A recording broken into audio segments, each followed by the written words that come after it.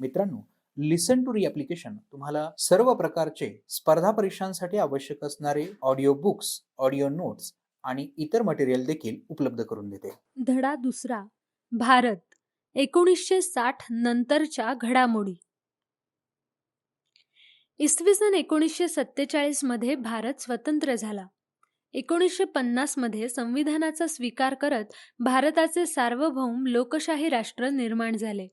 भारतीय समाज बहुजिनसी असून या समाजात विविध भाषा, धर्म, वंश आणि जातींचे लोक एकत्र राहत आहेत. स्वातंत्र्यप्राप्तीनंतरच्या सुरुवातीच्या काळात भारताला आर्थिक, राजकीय आणि सामाजिक विकासाचे प्रश्नही सोडवायचे होते.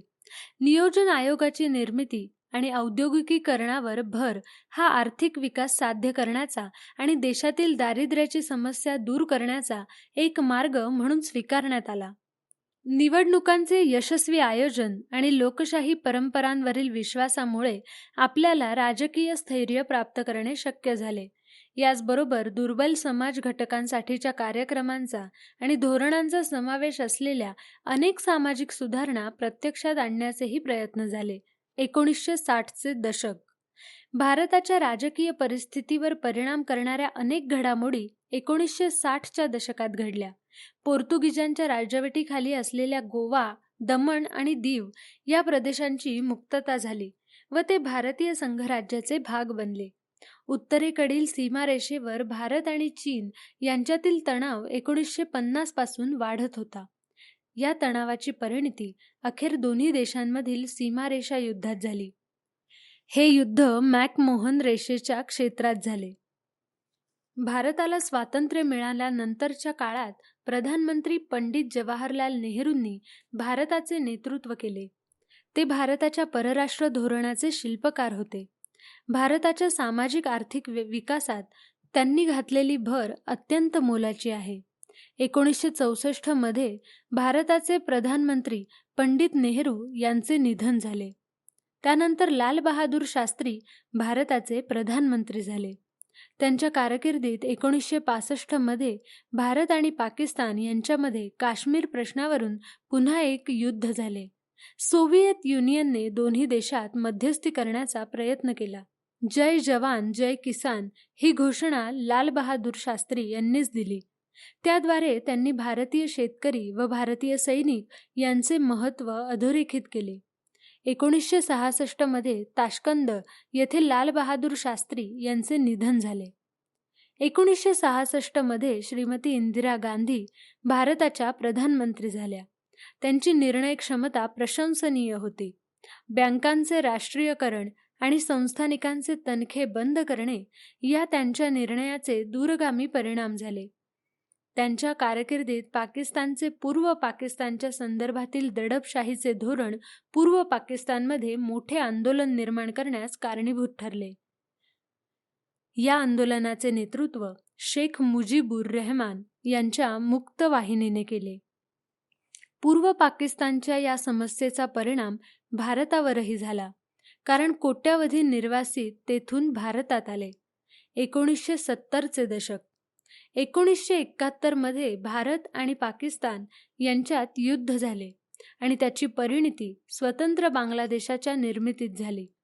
या कामी प्रधानमंत्री इंदिरा गांधी यांच्या कणखर नेतृत्वाचा वाटा महत्त्वाचा मानला जातो. शांततेच्या कारणांसाठी अणुऊर्जेचा वापर करण्याच्या आपल्या धोरणाचा एक भाग म्हणून भारताने 1974 मध्ये राजस्थान येथील पोखरण येथे जमिनी अंतर्गत यशस्वी अणुचाचणी केली.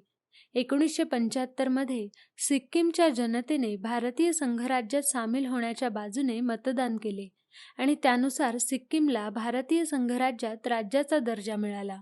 या दशकात भारतातील राजकीय परिस्थिती अस्थिर झाली.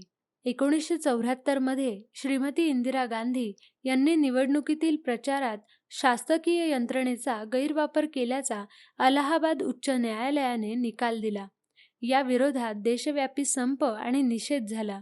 याच दरम्यान जयप्रकाश नारायण यांच्या नेतृत्वाखालील आंदोलनामुळे परिस्थिती अधिकच गुंतागुंतीची झाली.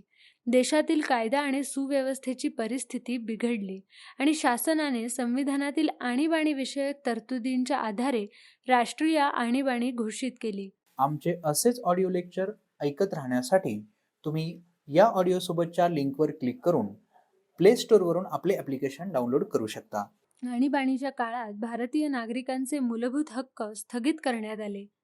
आणीबाणीमुळे भारतीय प्रशासन व्यवस्थेत शिस्त आली, परंतु त्याचबरोबर मानवी हक्कांचाही संकोच झाला.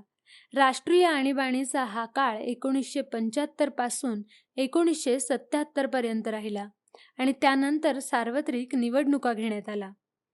आणीबाणीच्या पार्श्वभूमीवर अनेक विरोधी पक्षांनी एकत्र येऊन जनता पक्षाची निर्मिती केली. नव्याने स्थापन झालेल्या जनता पक्षाकडून श्रीमती इंदिरा गांधींच्या नेतृत्वाखालील काँग्रेस पक्षाचा दारुण पराभव या निवडणुकीत झाला. मोरारजी देसाई प्रधानमंत्री झाले. त्यांच्या नेतृत्वाखालील जनता पक्षाचे सरकार आपापसातील मतभेदांमुळे फार काळ टिकले नाही. त्यानंतर चरण सिंग हे प्रधानमंत्री झाले. त्यांचे सरकार अल्प काळ टिकले. 1980 मध्ये पुन्हा निवडणुका झाल्या आणि श्रीमती इंदिरा गांधी यांच्या नेतृत्वाखालील काँग्रेस पक्ष पुन्हा सत्तेवर आला. 1980चे दशक. या दशकात भारतीय राजकीय व्यवस्थेला अनेक नव्या आव्हानांना सामोरे जावे लागले. शीखांनी पंजाबमध्ये स्वतंत्र खलिस्तान राज्याच्या मागणीसाठी आंदोलन सुरू केलं. या आंदोलनाने अतिशय उग्र रूप धारण केलं. या आंदोलनास पाकिस्तानचा पाठिंबा होता. 1984 मध्ये अमृतसर येथील सुवर्ण मंदिरात आश्रय घेतलेल्या अतिरेक्यांना बाहेर काढण्यासाठी भारतीय लष्कर पाठवावे लागले. श्रीमती इंदिरा गांधींच्या सुरक्षा रक्षक पथकातील रक्षकांनीच त्यांची हत्या केली. याच कालखंडात ईशान्येकडील भारतात उल्फा संघटनेच्या नेतृत्वाखाली मोठे आंदोलन झाले. 1984 मध्ये राजीव गांधी यांनी प्रधानमंत्री म्हणून सूत्रे हाती घेतली. त्यांनी भारताच्या अर्थव्यवस्थेत आणि विज्ञान आणि तंत्रज्ञानाच्या क्षेत्रात अनेक सुधारणा घडवून आणण्याचा प्रयत्न केला. श्रीलंकेतील तमिळ अल्पसंख्याकांच्या समस्या सोडवण्यात राजीव गांधींनी पुढाकार घेतला. तमिळ समुदायाला देशांतर्गत स्वायत्तता देऊन एकसंध श्रीलंकेच्या कल्पनेला त्यांनी पाठिंबा दिला होता, परंतु त्यांच्या या संदर्भातील प्रयत्नांना यश आले नाही. संरक्षण सामग्री आणि विशेषतः बोफोर्स कंपनीकडून लांब पल्ल्याच्या तोफा खरेदी संदर्भात झालेल्या भ्रष्टाचाराच्या प्रकरणात त्यांच्यावर बरीच टीका झाली. राजकीय भ्रष्टाचार हा या काळातील निवडणुकांचा एक महत्त्वाचा मुद्दा बनला आणि या सार्वत्रिक निवडणुकीत काँग्रेस पक्षाचा पराभव झाला. यानंतर विविध पक्ष एकत्र येऊन जनता दलाचे विश्वनाथ प्रताप सिंग भारताचे प्रधानमंत्री झाले. इतर मागासवर्गीयांसाठीचे आरक्षण धोरण हे त्यांचे सर्वात महत्त्वाचे योगदान मानले जाते. पक्षांतील अंतर्गत वादविवादांमुळे ते फार काळ प्रधानमंत्रीपदावर राहू शकले नाहीत. 1990 मध्ये चंद्रशेखर भारताचे प्रधानमंत्री झाले. त्यांचेही सरकार अल्पकाळ टिकले. 1991 मध्ये निवडणूक प्रचारादरम्यान श्रीलंकेतील लिट्टे या संघटनेने राजीव गांधींची हत्या केली. 2004 मध्ये राजीव गांधी यांना न्यायालयाने बोफोर्स प्रकरणात निर्दोष ठरवले. 1980च्या दशकाच्या शेवटी जम्मू आणि काश्मीरमधील असंतोषाला सुरुवात झाल्याचे दिसते. ही समस्या अधिकाधिक वाढतच गेली आणि तिने आता दहशतवादाचे स्वरूप धारण केले आहे. तेथील अतिरेकी कारवायांनी काश्मीरी पंडितांना तेथून निघून जाण्यास भाग पाडले. 1991 नंतरचे बदल. जगाच्या आणि भारताच्या इतिहासात 1991 हे वर्ष महत्त्वपूर्ण बदलांचे ठरले.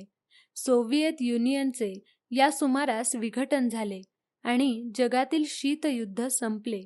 भारतात पी.व्ही. नरसिंगराव यांच्या नेतृत्वाखालील शासनाने भारतीय अर्थव्यवस्थेत अनेक बदल घडवून आणले. याच काळात अयोध्या येथील राम जन्मभूमीचा आणि बाबरी मशिदीचा प्रश्न ऐरणीवर आला. 1996 ते 1999 या काळात भारताच्या लोकसभेत कोणत्याच पक्षाला स्पष्ट बहुमत मिळाले नाही. म्हणूनच अनेक प्रधानमंत्री या काळात सत्तेवर आल्याचे दिसते. त्यात अटल बिहारी वाजपेयी, एच.डी. देवेगौडा आणि इंद्रकुमार गुजराल हे होते. अंतिमतः 1999 मध्ये भारतीय जनता पक्षाच्या नेतृत्वाखालील राष्ट्रीय लोकशाही आघाडीचे सरकार सत्तेवर आले आणि अटल बिहारी वाजपेयी भारताचे प्रधानमंत्री झाले. अटल बिहारी वाजपेयी यांनी पाकिस्तानबरोबर संवाद साधण्याचा प्रयत्न केला, परंतु यश आले नाही. 1998 मध्ये भारताने आणखी काही अणुचाचण्या करून स्वतःला अण्वस्त्रधारी राष्ट्र म्हणून घोषित केले. आमचे असेच ऑडिओ लेक्चर ऐकत राहण्यासाठी तुम्ही या ऑडिओसोबतच्या लिंकवर क्लिक करून प्ले स्टोअरवरून आपले ॲप्लिकेशन डाउनलोड करू शकता. 1999 मध्ये कारगिल क्षेत्रात भारत आणि पाकिस्तान यांच्यात काश्मीर प्रश्नावरून आणखी एक युद्ध झाले. या युद्धातही भारताने पाकिस्तानचा पराभव केला. भारतीय अर्थव्यवस्थेचे आधुनिकीकरण, आर्थिक स्वावलंबन आणि सामाजिक न्यायासह समाजवादी समाजरचना ही भारताच्या स्वातंत्र्यापासूनच भारतीय अर्थव्यवस्थेची वैशिष्ट्ये राहिली आहेत. भारताला उद्योग उभारून आधुनिकीकरण आणि स्वावलंबन प्राप्त करायचे होते. नियोजनाच्या द्वारे सामाजिक न्यायावर आधारलेली अर्थव्यवस्था अस्तित्वात आणायची होती. म्हणूनच योजना आयोग निर्माण करण्यात आला आणि पंचवार्षिक योजना सुरू करण्यात आली. 1991 मध्ये नरसिंहराव शासनाने आर्थिक सुधारणा घडवून आणण्यास प्रारंभ केला. या आर्थिक सुधारणांना आर्थिक उदारीकरण असे म्हणतात. भारताची आर्थिक व्यवस्था या धोरणामुळे भरभराटीस आली. भारतातील परकीय गुंतवणूक वाढली.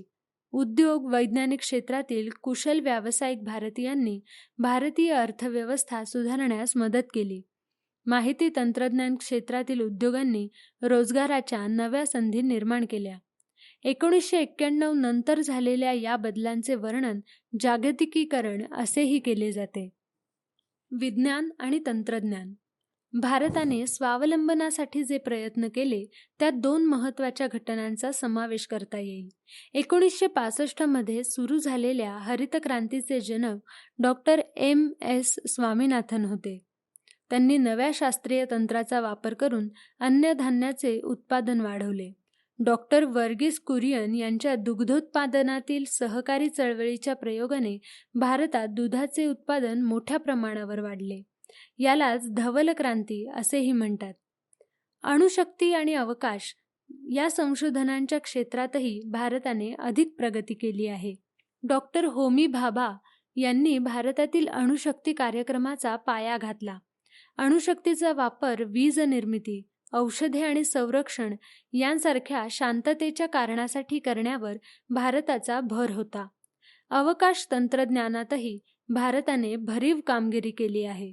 1975 मध्ये आर्यभट्ट हा पहिला उपग्रह अवकाशात सोडण्यात आला.